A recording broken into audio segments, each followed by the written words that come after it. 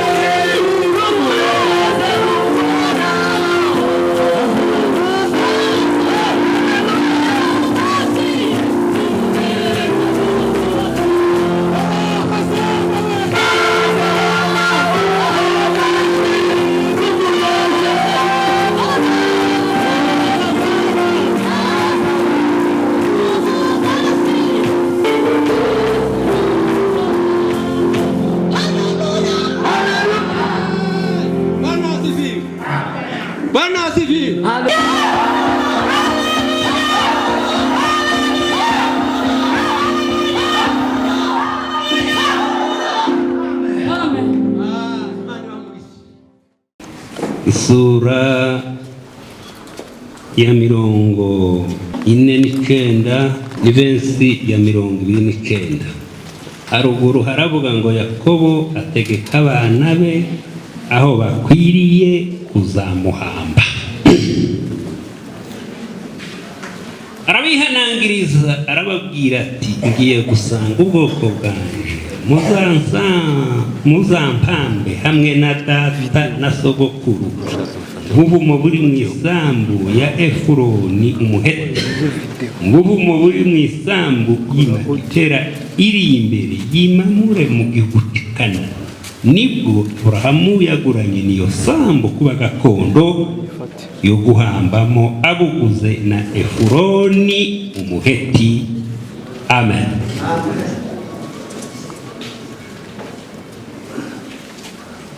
Some muri Zaburi y'119. Ndasoma gusa Zaburi tafadhali 116 n'ivensi y'15. Urupfu rw'abakunzi be n'urw'igiciro cyinshi mu maso y'Uwiteka. Amen. Tuvuga ibintu bikomeye iyo tugeze ahangaha. Ubwa mbere dushimye Imana, ihabwe icubahiro, yongera igihabwe, iragikwiriye kuko zikora ibiyibereye. Turiga urupfu ho bukeya iyo tugize iteraniro nk'iri. Iteme ni zibiri, ivyigisho ni bibiri gusa. Ni uguhumuriza umuryango wa nyakwigendera. Haleluya. Tukababwira ngo nibakomere, kandi icyo tubahumuriza ni ijambo ry'Imana. Tukababwira ngo ntimubabare nk'abadafite ibyiringiro. Niba twizeye yuko Yesu yapfuye akazuka, ngo abe ariko twizeye yuko Imana izazanana n'abariya bose basinziriye muri we. Haleluya. Iki nicyo tubabwirana tukibwirijwe n'ijambo ry'Imana. Bibiliya iravuga ngo yaduhaye ihumure ngo tuzaduhumuriza abababaye. Haleluya. Yaduhaye ihumure ngo duhumurize abababaye. Ntawe utazubabara, ntawe utazubabara. Yesu umunsi umwe ngo yageze i Betaniya. Betaniya birasobanurwa ngo ni inzu y'abatindi, inzu y'abakene, iwabo wa Mariya na Lazaro yapfuye. Kaza kuvugaho gatoya gusa. Yesu ngo agezeyo ngo ararira. Haleluya. Bivuga ngo azababarana natwe, kuko ngo yari Imana umuntu, yari igiye Imana umuntu, yerekanye kuri kandi ntiyavugije induru. Oya, yarize silencieusement. Bakaza babona amaso zakaragira gutya gusa, karagira gutya. Bivuga ngo nawe ababaranye nawe. Haleluya. Azaza kubabarana natwe. Iyo niyo verse ngufi muri Bibiliya yose nzima. Yesu ngo ararira. Jésus pleura. Ararira. Abantu baravuga ngo muri mure ereka nawe yamukuka. Yesu ararira. Mandufashe. Ararira. Ababarana niyo famille, ababarana n'uwo muryango wagize ibyago, kuko natwe twaje kubabarana n'uyu muryango. Ubundi ni ukwigisha mwebwe umukutano, mwebwe abariho bateraniriye muri no saa, bateraniye hano mu rusengero. Kimuruzi kituze kuvuga uku Gidori ntiyapfuye. Oya, ninde wababwiye ko yapfuye? Urupfu ni ugutangira kubaho k'umuntu, ni un nouveau commencement, ni ugutangira kubaho uko yatangiye kubaho k'umuntu. Ariko ntimuratangira kubaho, mwebwe ntimuratangira kubaho, nanjye uhagaze hano nawe ntimuratangira kubaho, ariko iwe yatangiye kubaho. Haleluya! Ari mu bwiza bwa paradizo, ari mu bwiza bwa paradizo. Yesaya niko yavuze ngo abagendaga bakiranuka ngo bazaruhukira mu mahoro no ku buriri bwabo. Sifa kwa Mungu. Araruhutse muri paradizo yera, ngo aruhukanye n'abandi bera inzovu ibihumbi. Kandi mugabo ntabwo ari ama esprit invisible, oya, n'abantu wibuke Mose. Haleluya! Wibuke Mose na Eliya ku musozi wa Heremoni, umunsi Yesu azamukana na Petero na Yohana na Yakobo. Iriya Mose ngo wari warakwiriye ku musozi Nebo, intumbi yiwe ngo irarigita. Eliya ngo wajanywe n'umuyaga wa serwakira, bakunda muzamuririmba ngo kandi kuko Eliya yajanywe n'ingoga ngo nanjye niko nzasiga isi. Haleluya! Ubwo ibyago byose bizoba bishize, hazaba hariho guhimbaza Imana. Babonetse ku musozi wa Heremoni. Haleluya! Ntabwo ari ama esprit invisible, n'abantu bafite undi mubiri w'igihe gito, bafite undi mubiri w'ubwiza uhebuje. Hariho umuntu umwe ngo waberetswe ari mu maono, ngo abona abera bari mu bwiza bwa paradizo, ngo arabarangiza, ariko ngo hagati yiwe nabo ngo hariho k'agashiko. Akazahabona ari ahantu ngo hahaye harasigwa n'umuco w'izuba kakwa kundi izuba rizagirasira muri Tanganyika, kuko iwe yari akiri mu mubiri, ariko bakaza barangiza bari mu bwiza. Haleluya! Bari mu bwiza bararuhutse. Umunsi Yesu ngo agiye kubagiramo visite, mubahishurire Yohana isura 6 verse 9 ubanza wasoma, ngo aza kubagiramo visite, ngo abashikemo, ngo bose baba bahagurukira icyarimwe, ngo bambaye ngo imyenda yera. Bamubaza ikibazo, baramubwira ngo mwami wera ukuri, haleluya, ngo uzogeza ryari ngo kudahorera amaraso yacu. Sifa kwa Mungu. Ngo abasokamwe imyenda yera, ngo arababwira ngo nimuruhuka akanya gato, ngo kugeza aho umubare w'abagenzi uzuzurira. Haleluya! Kugeza aho umubare w'abagenzi ngo uzuzurira, bararuhutse. Ni amahirwe. Sifa kwa Mungu.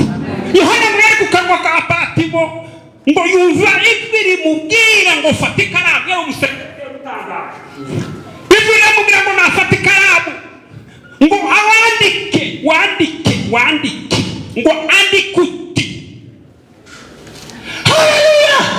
Ngo uhereye none ngo hahirwa abapfa bapfira mu mwami. Iryo ni rimwe.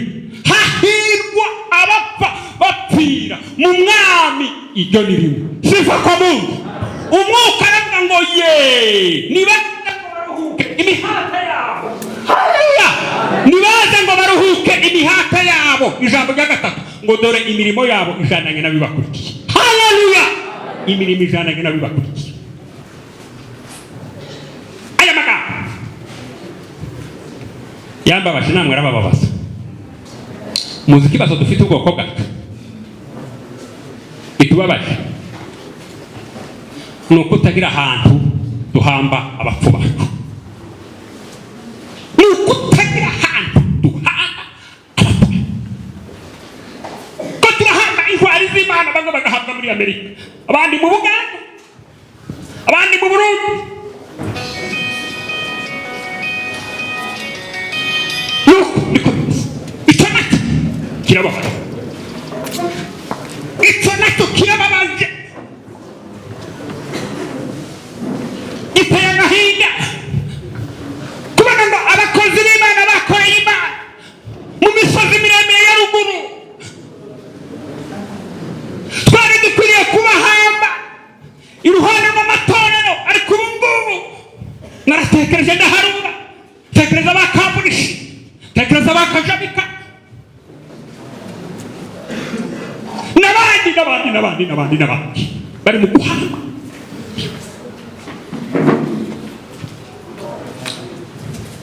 Aya ni amagambo ya Yakobo, ngo yarahagaze mu ageze mu zabukuru ngo ahamagara abana biwe arababwira ngo bana banje nimuze hano muterane mbabwire ibizabaho kera jewe Yakobo ntakiriho. Shaka kubahanurira nimwegere so Yakobo ngo maze mbabwire ibizabaho kera jewe ntakiriho, jewe narapfuye, jewe narigendeye. Ngo arabegera bose baramwegera ko ari 12. Nzasomera amagambo nkumva aranejereje. Yatangiriye kuri Reubeni, niwe yatangiriyeho, yari imfura ye. Reubeni ngo yabujijwe imigisha n'icyaha yakoze, ni wari ukwiye kuragwa imigisha ya Iburahimu na Isaka, ariko ngo kubera icyaha yakoze gituma ngo ataragwa, bituma ngo adahabwa umugisha. Aramubwira ati Reubeni we uri imfura yanje, ngo niwe mbaraga zo kuzara kwanjye zatangiriyeho. Ngo ariko yewe nkamureze nk'amazi ahayanyeregeka mu gishanga. Reubeni we ngo nta butwari uzabona, nta butegetsi uzabona, ntabwo ngo wuriye injyamo yanje urayihumanya. Yakoze icyaha na mukase w'umuja ngo ni Zilipa, wuriye injyamo yanje ngo urayihumanya. Ati nzagutatanye mu bwoko bw'Isiraheli. Icyaha ngo kimubuza kubona umurage, kimubuza kubona umurage, kimubuza kubona umurage, kimubuza kubona amasezerano y'Imana yose. Sifite umwanya wo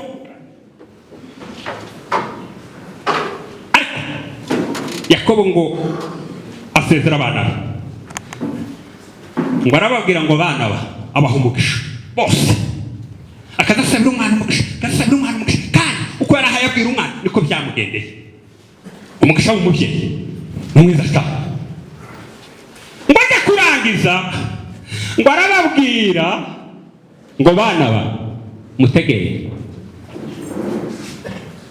ntimukazampambe muri kino gihugu cy'Misiri, kuko Misiri hatariho za piramide. Ntimuzamuzumva za piramide zamva Yesu azagabwira abafarisayo ngo mumeze nk'izo za piramide, bazaga basiga ingwa hano inyuma, ariko imbere ari amagufwa aboze.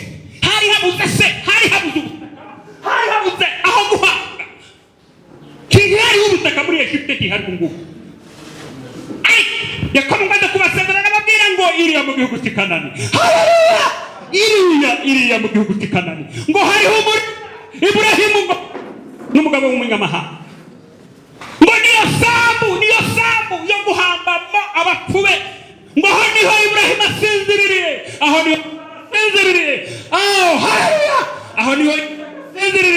niho Rebeka asinziririye, aho niho Leya asinziririye muri shamba la Makipela. Dufite aho tuzaduhamba abapfu bacu, ni muri Kristo. Naho niho tuzatubahamba, siva kwa Mungu, naho niho bahanze, niho bari, ariko hamwe ni no mu gihugu. Yakobo ngo amaze kubwira abana be ngo turi ku mutwe aracikana arapfa. Timukazamugaye abantu bari, timukazamugaye abantu bahaye barira. Naratangaye ngo amaze gupfa Yosefu usema mu isura ya 50 ngo yikubita imbere ya se nk'upfuye. Iyo ni rimwe ararira asoma ntumbi ya se, yikubita imbere ya se yapfuye, ararira asoma intumbi ya se. Aramuhora asoma intumbi ya se. Ngo amare kuyisoma iyo ntumbi ngo ahamagara abamedese abadokiteri bo muri Egiputa b'abahanga, ngo arabahamagara ati ngenge ntumbi ya data muyamboke muyisige. Nuko niko birivuga neza kwa kuntu muzamushyira muri morgue mukorku ngo bayisize iminsi 40 bahaye bose intumbi ya Yakobo. Igihugu cyose Misiri ngo kimuririra iminsi 70. Haleluya! Kimuririra ngo iminsi 70. Bunamye ameza bibahaye bamuririra.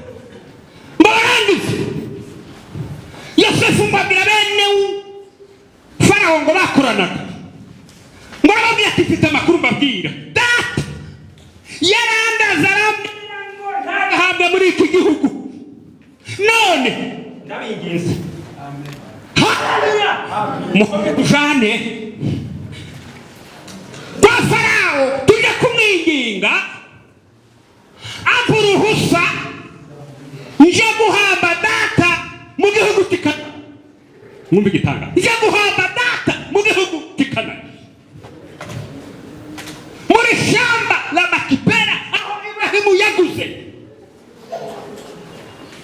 Yosefu umwami watinze muri ubu, Farawo aramwemerera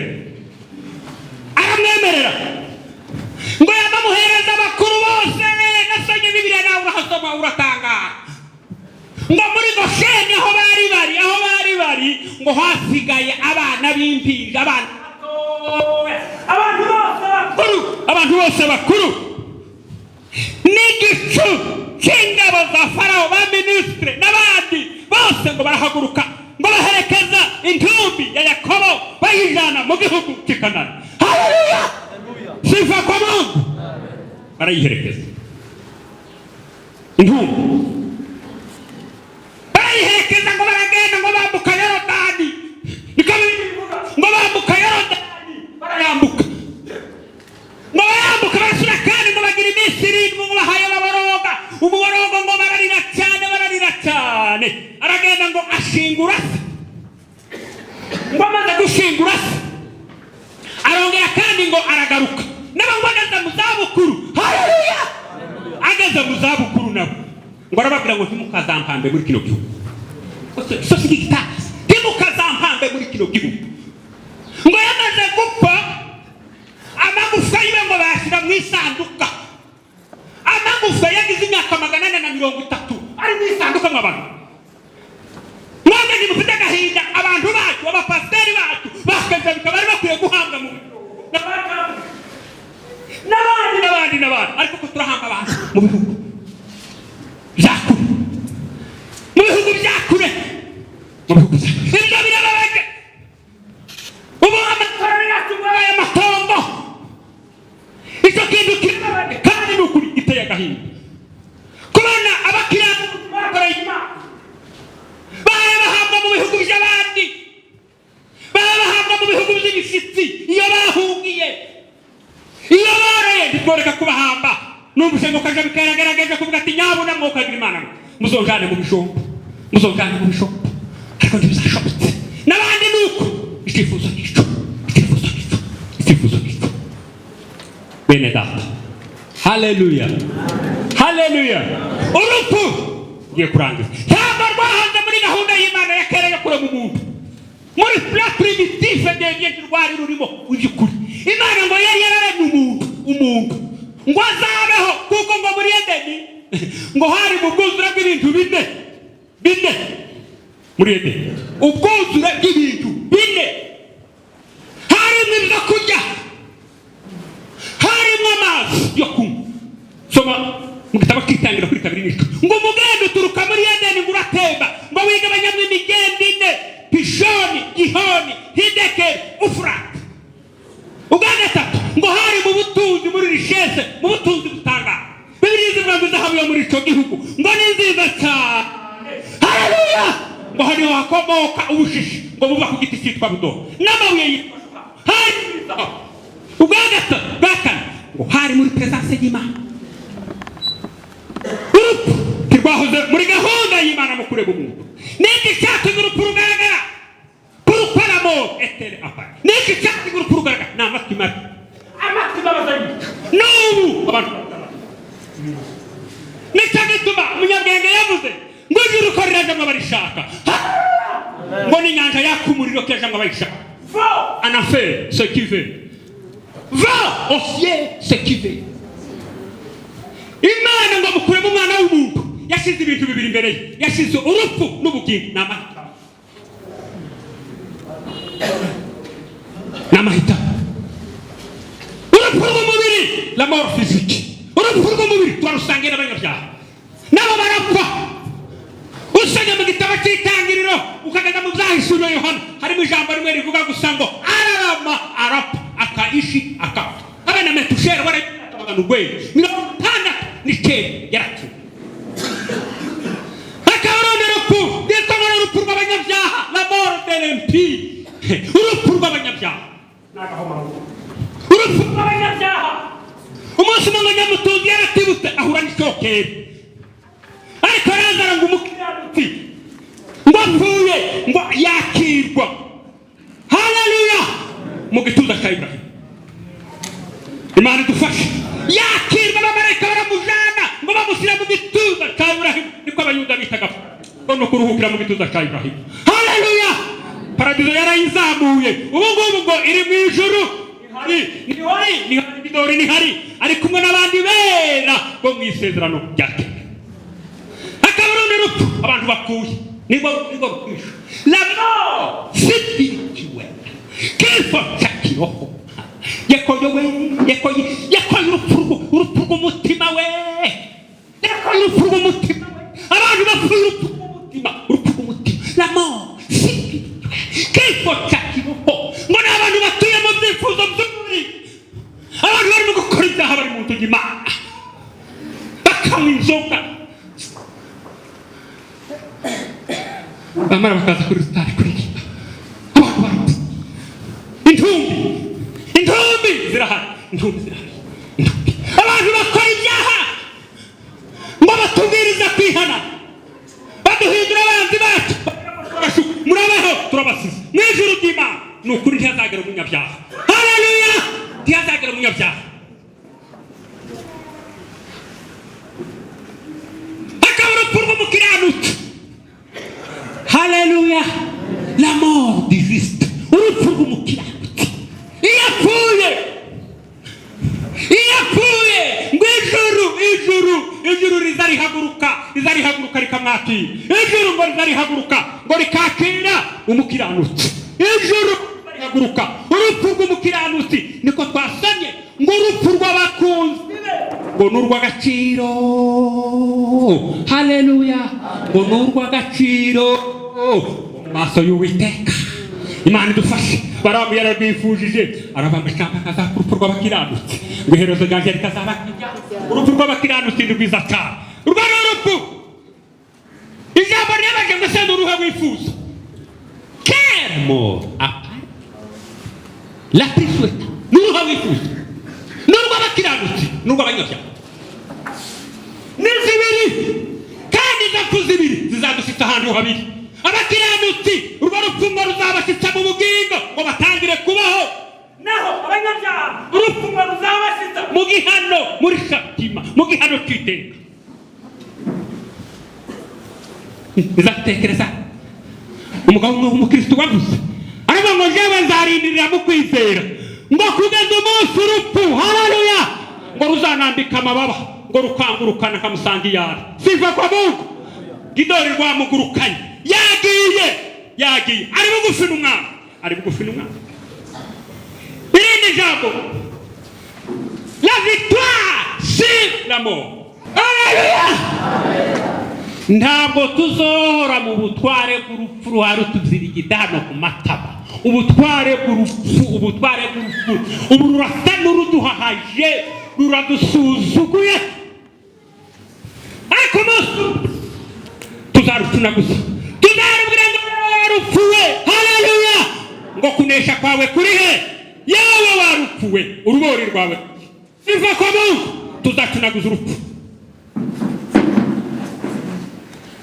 Umunsi wa gupfa, le jour de la mort, ni wose ko murapanga za gahunda muri agenda, ibintu zacitse, muri ko murapanga, mupange, ni byiza cyane, ni mupange za gahunda, ni muzipange.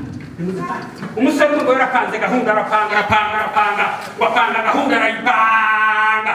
Yesu baramubwira ngo iri joro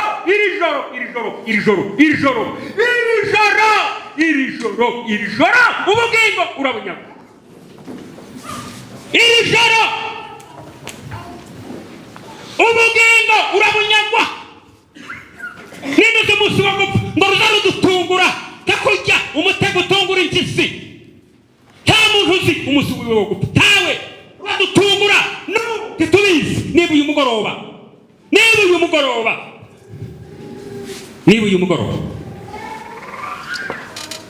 iyo umurembo rihagaze mu rupfu, n'ijambo yavuze, aravuga ngo nijye kuzuka n'ubugingo, haleluya, consolation en face de la mort. ninje bugingo no kuzuka unizera kiriho ntazapfa uzabora pfuye nizera uzamuzura ku munsi w'imperuka. Haleluya! Ninje kuzuka n'ubugingo yarazutse.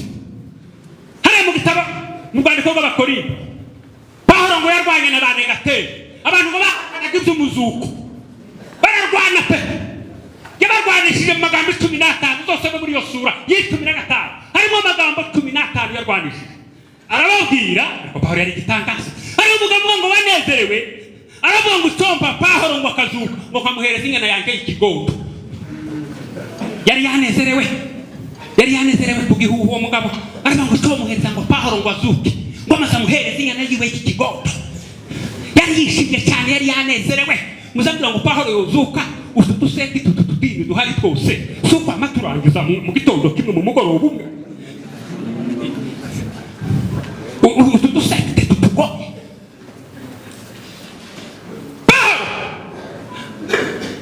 ngo arababwira ariko ngo niba Kristo atarazutse n'abapfuye ntibazazuka, niba Kristo yarazutse n'abapfuye bazazuka. Haleluya! Niba Kristo yarazutse abapfuye nabo bazazuka, niba atarazutse n'abapfuye nabo bazazuka. Umuzuko w'abapfuye ari umuzuko wa Kristo, ari umufuransa bavuga ngo so n'ibintu bihambiranyije gutya si l'une tombe l'autre cesse d'exister. Umwe ngo utahabaye uwundi ntiwohaba. Iyo mizuko yombi gusa yuzuzanye murumve neza, umwe ngo utahabaye undi ntiwohaba.